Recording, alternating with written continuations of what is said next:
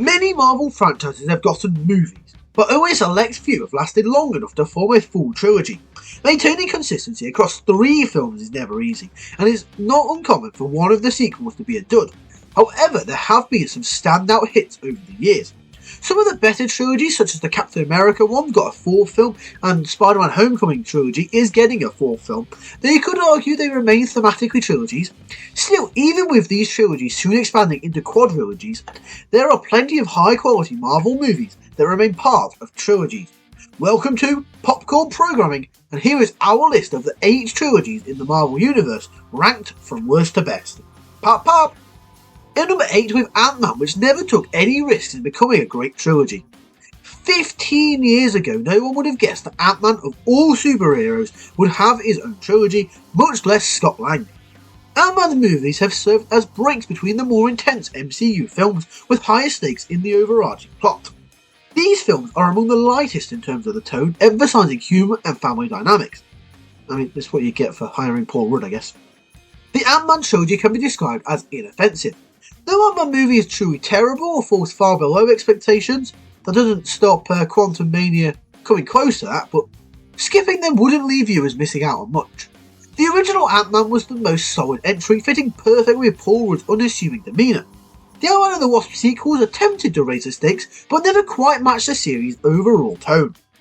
In number 7 we have the X-Men trilogy, which was important to the superhero movie genre.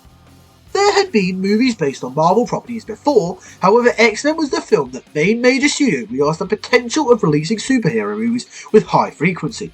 The original X-Men trilogy helped to change the perception of superhero films, which had been tarnished by campy products such as Batman and Robin and The Phantom. X-Men attempted to make the universe more grounded and serious. While the first 2 X-Men movies were decent, they lacked the core and explosiveness that an X-Men film should have. The special effects were subpar even for their time, with many characters blatantly appearing to be on cable lines when leaping through the air. Many of the X-Men films suffered from being too Wolverine-centric, to the point where it was easy to forget they are a team. X-Men 2 was the peak of the trilogy, but unfortunately the 3rd film mishandled the Phoenix Saga, which is an issue that, ironically, would repeat in the X-Men First Class franchise. That's just a fun continuation for you. In number 6 we have the Spider-Man trilogy. 1 and 2 were campy fun, but the 3rd movie stumbled. The 2000 Marvel films were dominated by Spider-Man and X-Men, while everyone else tried to play catch-up. Spider-Man served as a good contrast to the X-Men, with Sam Raimi's quirky sense of humour adding a brighter, more playful tone. The Spider-Man movies had some great ideas, but struggled with the character portrayals, making Peter Parker and MJ less likeable than they should have been. However, J. Jonah Jameson felt like he was pulled straight from the comics. Good job, J.K. Simmons. Round of applause, please. The pinnacle of the trilogy, though, and genuinely one of the best superhero films of the decade, was Spider-Man 2. Its fight choreography, action sequences, and character work were on another level compared to any superhero film at the time. It wasn't bogged down by as much melodrama as the other entries. Similarly to the X-Men, the 3rd film was a massive disappointment, featuring a convoluted plot and a very weak adaptation of Venom. In number 5 we have Blade, that proved that R-rated superhero films could work way before Deadpool. Although Blade didn't go on to become a juggernaut franchise like Iron Man or Spider-Man, his movies were Marvel's first critical and commercial success. Blade was a stylish take on vampires, following a hunter who's half human and half vampire. Blade was rated R, filled with gore, drugs and profanity, and most people had no idea that it was based on a comic book. Some of Blade's edge and grittiness was lost in Blade 2, but the high quality action remained.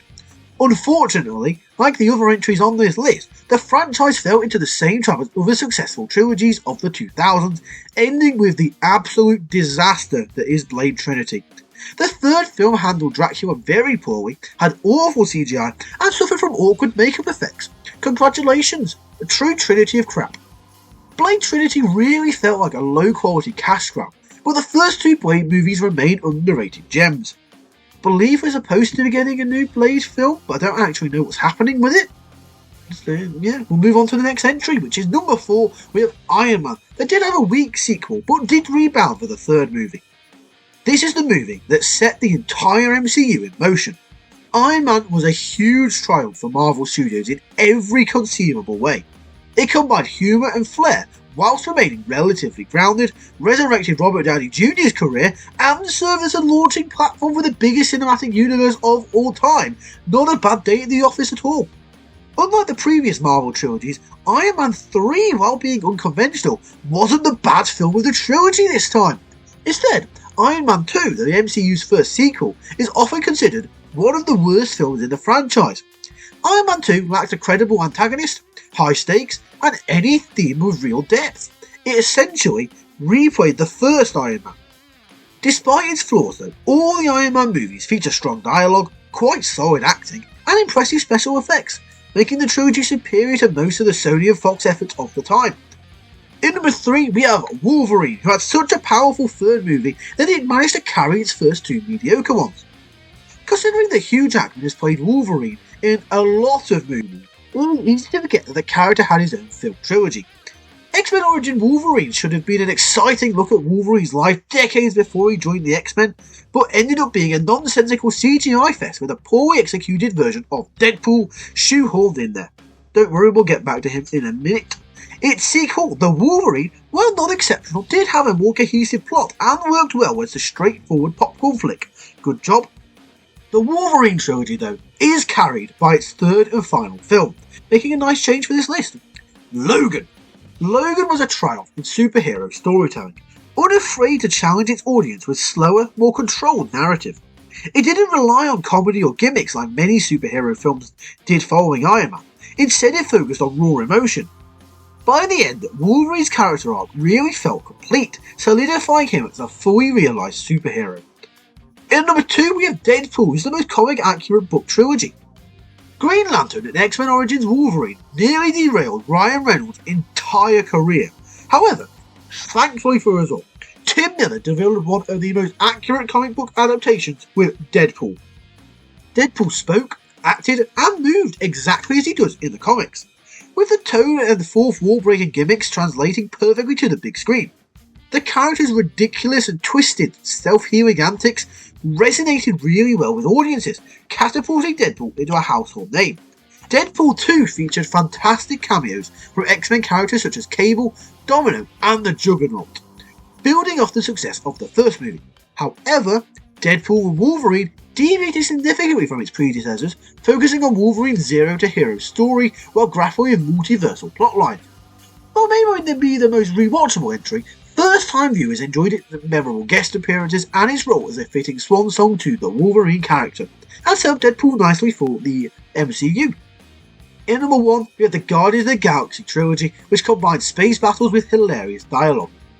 The most obscure superhero team of all time ended up delivering better movies than the Fantastic Four and even 2 different versions of the X-Men.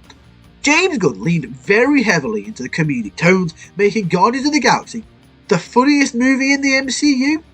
Thor Ragnarok puts up good competition, but I still think Guardians comes through as the winner. The impressive world building and the special effects really helped the series feel like the new Star Wars, arguably more so than Disney's Star Wars film. It's not a high bar to clear, but they still cleared it. Guardians of the Galaxy also mastered the art of the Marvel quip. Guardians of the Galaxy 2 delved into parental themes, with Yondu's sacrifice standing out as one of the trilogy's most emotional highlights. The final movie, though, addressed the aftermath of Gamora's death, and while it did revisit some familiar plotlines, it ultimately delivered a really satisfying character arc for Mantis, Quill, and Gamora, allowing them to grow and move forward. All 3 Guardians of the Galaxy films are remarkably consistent in quality, and stay true to what made them beloved by audiences.